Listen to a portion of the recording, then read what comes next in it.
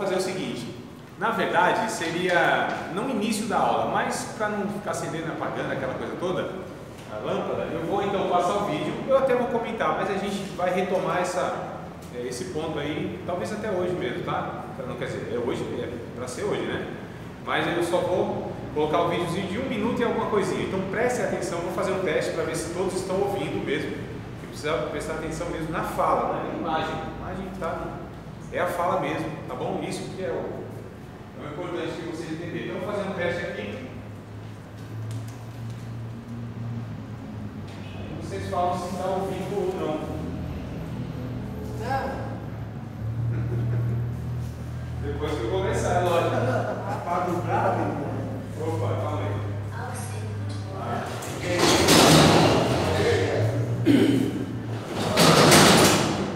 Aleluia.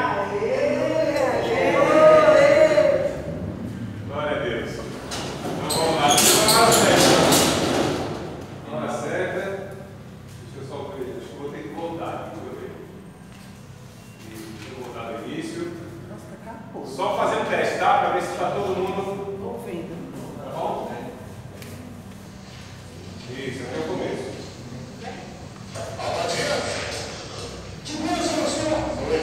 Digno de quem crê em minha morada. Estão ouvindo? Dá para? Sim. Dá mesmo todo mundo? Então vou voltar, tá? Aí vocês prestem atenção na linguagem. Eu quero destacar aqui. Opa! É o diálogo. As palavras que são faladas, tá bom? Esse é o ponto. Tudo bem, irmãos? Pois. Então vamos lá. Sois vós digno de quem crê em minha morada. Sois vós o quê? Sois vós digno de quem crê em minha morada, Abadias. Perdão, senhor, eu não estou entendendo direito, não estou ouvindo bem. Sois vós aquele de quem sei pela alma alheia. Alheia? Senhor, o que quer dizer alheia? Que quereis? Ei, Abadias. Sim, senhor, meu pai de todos os céus. Bem dizei todos aqueles que porventura senhor, perdão, eu pedi outra primeira palavra, eu não tenho mais essa frase, uma confusão só. Quer uma coisa passo a passo, palavra a palavra? Não, acho que vai ser mais fácil. Sois vós? Não, é vós, não usa mais o vós. Quando falo vós, eu confundo todo. Tu és? Não, usa você, senhor. Você, todo mundo aqui usa, é melhor. Eu regozijo na crença. Regozijo, Abadias. Sim, senhor, sou eu, entendi. Isso também entendi. Ouvi, melhorou bem agora, senhor. Ide-vos a todos a palavra daquele que tudo vê, e que em sua presença. Indagar, não, senhor, vou fazer o seguinte. Vou trazer mais gente aqui, quem entende esse negócio de tradução, é melhor que eu. Estou só agora um instante aí, não é agora não, tá?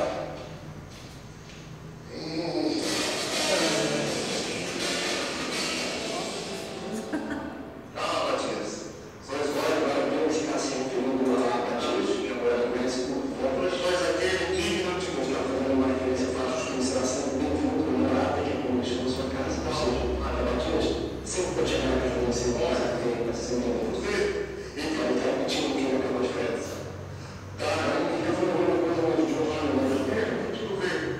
Então, eu pergunto agora de uma novidade, realizar o real, é difícil de tratar, mas é só a ganhar, ninguém virá. Irmãos, infelizmente essa luta, mas eu explico para vocês aqui, tá? Deixa eu só acender aqui as luzes. 12 jaias. Haja luz e ouve luz. Não? Meu Deus. Agora a gente acorda. Vamos lá.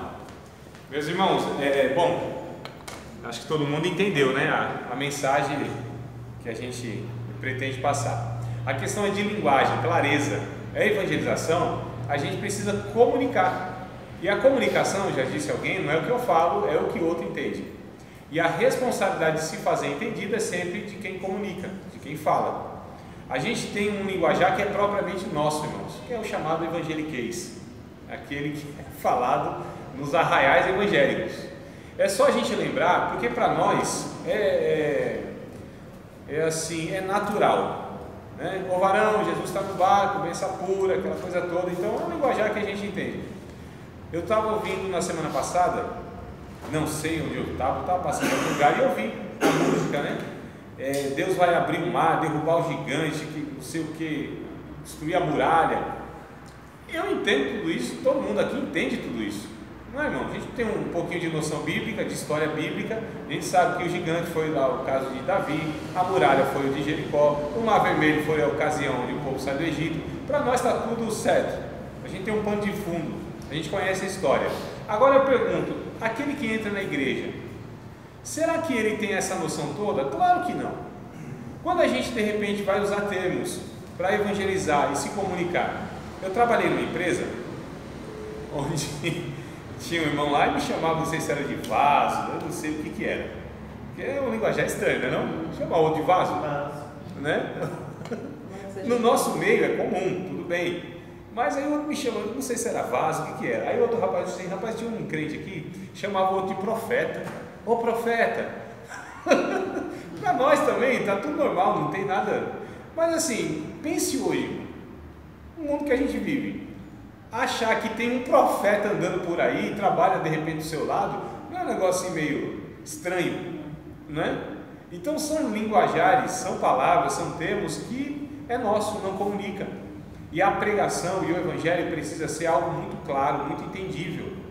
Então a gente percebe aqui que havia quando a gente vai evangelizar, por exemplo, alguém, Bíblia, NTLH, Almeida Revista e Atualizada, ótimo, as mais simples possíveis a gente precisa estar entregando, né? Então a gente precisa entender que a comunicação do evangelho precisa ser de uma maneira simples. Nós precisamos usar referências e exemplos que sejam do dia a dia das pessoas. É isso que Jesus fazia. Jesus conhecia todo o cotidiano das pessoas, né? Sabia a respeito da mulher fazendo bolo, e ele se utilizava disso para dar exemplos, inclusive da mulher varrendo a casa, procurando alguma coisa, tinha que acender a lâmpada, tinha que fazer uma série de coisas que eram do cotidiano. Então são coisas que são do dia a dia das pessoas. A gente às vezes vai usar na pregação mesmo. A pregação é um negócio assim para crente, que até para crente entender está difícil as pregações de hoje em dia, porque são coisas assim, tem que ser decifrado, né? São quase codificações. Não é verdade? Se a gente pegar no pé da letra, assim, não tem sentido. Tem porque a gente conhece tudo isso, mas os cultos não são para pessoas que não entendem nada do evangelho. São para pessoas que entendem do evangelho, que já sabem do evangelho, que têm uma noção. E a gente está falando de evangelismo, a gente precisa então se atentar para aquilo que é acessível a todo mundo, que uma criança ouvindo, ela compreenda, né? Uma pessoa que nunca ouviu falar de nenhuma história bíblica, que ela entenda aquilo. Então é preciso ser comunicado o negócio, tá bom, irmão? Então é nesse tom aí que a gente vai tentar conduzir a aula de hoje, porque a gente falou nas duas primeiras aulas, hoje é a terceira, né? Terceira. Então nas duas primeiras nós falamos primeiro do evangelho em si, o que é o evangelho. O evangelho então significa o quê? Na palavra, boas novas, boas notícias, né? Notícias alvissareiras, notícias de esperança positiva. Então isso é evangelho. Mas tá bom, isso é o sentido da palavra. Mas o que seria, assim, a gente acho que até falou também, em breves palavras, o evangelho. Quando a gente fosse falar com a pessoa, nós vamos comunicar o evangelho, pregar o evangelho. O que nós falaríamos? Olha, todo ser humano está numa condição diante de Deus de perdido. Todo ser humano, religioso ou não, dependente de quem seja. Essa é a condição do ser humano, tá certo? E esse ser humano, ele pode fazer o que for, pode fazer boas obras, pode dar a sua própria vida em benefício dos outros. Isso não vai adiantar nada diante de Deus, porque Deus, Ele é tão santo, Ele é tão justo, Ele é totalmente separado de tudo isso que a gente conhece, ou seja, de toda essa criação decaída, que é necessário que fosse justificado esse pecador diante de Deus, que é santo. Então o homem não pode fazer nada. Então eu estou perdido? Não, tem a solução. Isso na verdade já foi feito, Deus já enviou o seu Filho. Então Jesus é aquele que substituiu eu e você para ser sacrificado. E ainda que a gente fosse sacrificado, não ia adiantar nada, mas Jesus já morreu em nosso lugar. Então você pode ser, ou fez o que fez, é quem é, mas em Cristo você se torna diante de Deus uma pessoa agradável, uma pessoa aceita. O teu pecado e o meu pecado já foi pago a conta. Nós não temos mais dívida nenhuma se nós aceitarmos essa mensagem. É simples assim. Então isso é evangelho, acabou, irmão. Pregação da cruz. Simples, né? Tão simples que a gente não ouve, porque a gente acha que hoje tudo tem que ser sofisticado. As pregações, elas são, além de algumas serem sem sentido, sem nexo, para o pecador e às vezes até para os próprios crentes, né? Às vezes não tem uma objetividade. As pregações, elas não falam de Cristo, do Evangelho. E Paulo, ele disse em primeira carta dele aos Coríntios, capítulo 2,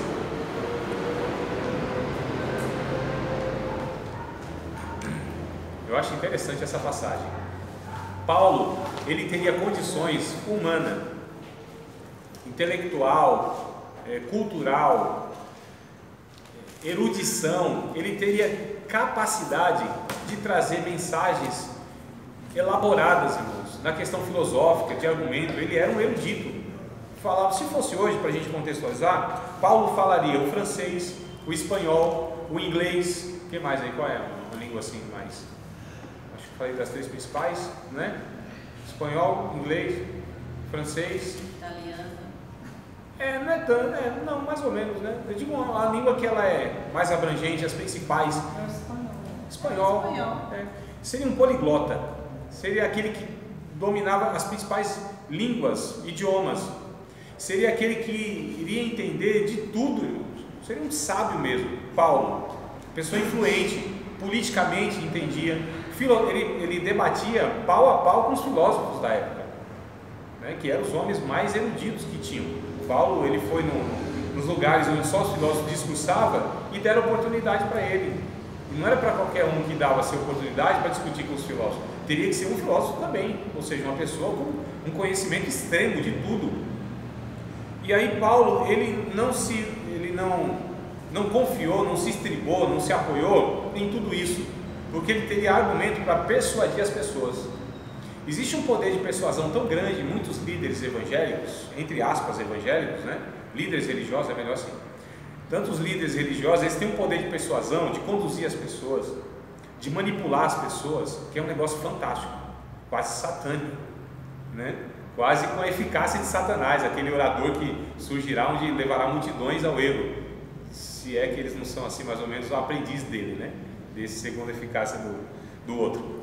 Então o que acontece? Há um poder de persuasão nas palavras. Lembra do Fernando Collor de Mello? Quem lembra? Quem não esquece? Não só pelo fato do que ele fez, né, na questão econômica, mas a questão assim do poder de oratória. Rapaz novo, né? Na época o presidente acho que mais novo que o Brasil já teve.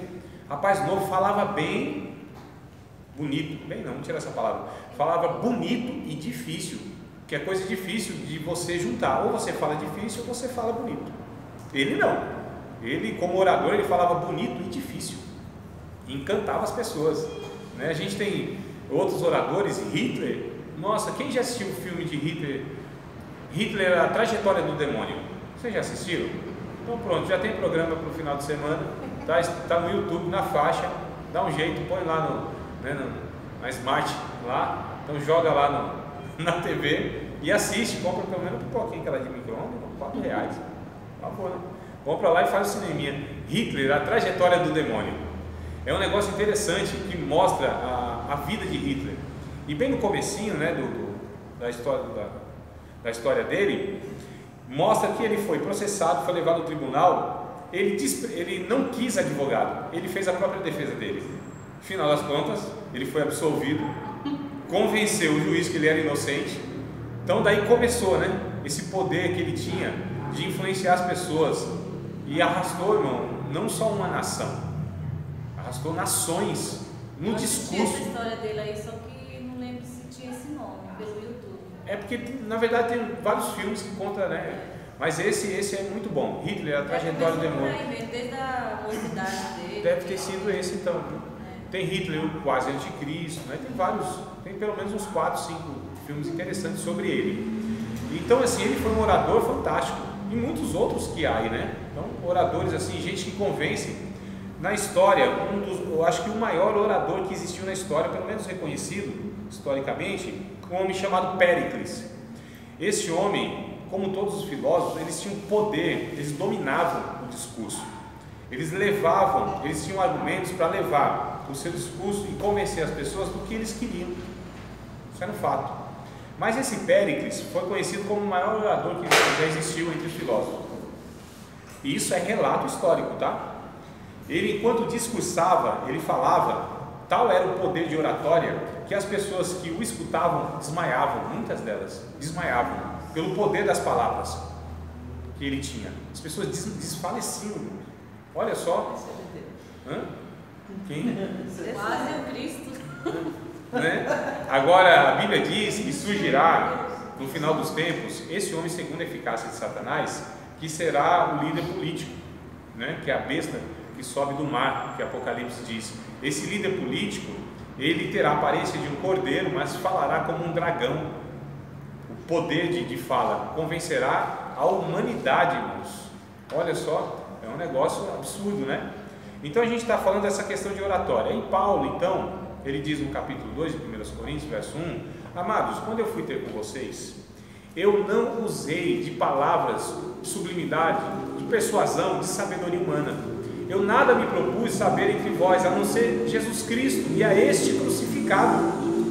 Verso 4 ainda, ele vai dizer: eu não fui com palavras humanas, né? Mas em demonstração do Espírito, né? De poder, pregou Cristo, irmãos. Jesus era a mensagem poderosa que Paulo tinha e confiava nela, apenas nela.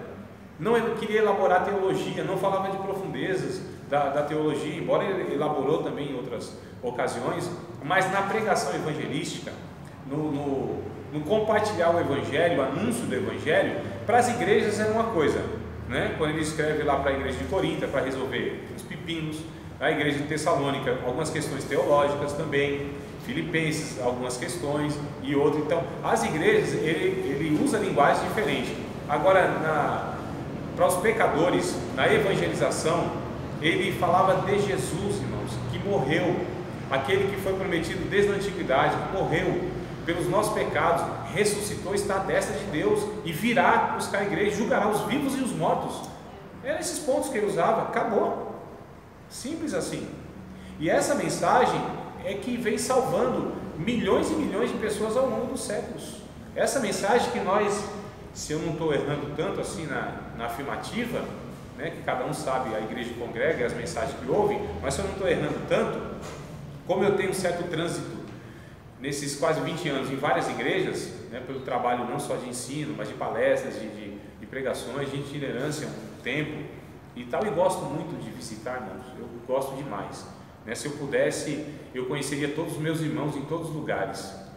Eu sei que isso vai acontecer na eternidade, mas aqui eu procuro, eu nunca tive dificuldade nenhuma de transitar. É lógico que tem lugares que eu vou que eu me arrependo, né? Que a gente vê coisas que entristecem a gente, né? No sentido que a gente sabe que isso não tem nada a ver com o Evangelho, tanta gente enganada e tal, mas eu gosto, mesmo assim eu insisto e tal, e vou onde porque tem gente que se restringe, tem pregador, tem obreiro, tem crentes que falam: não vou em tal igreja. Não, se me convidar em qualquer igreja, eu vou ministrar a palavra, independente, eu vou. Igreja católica pode ser uma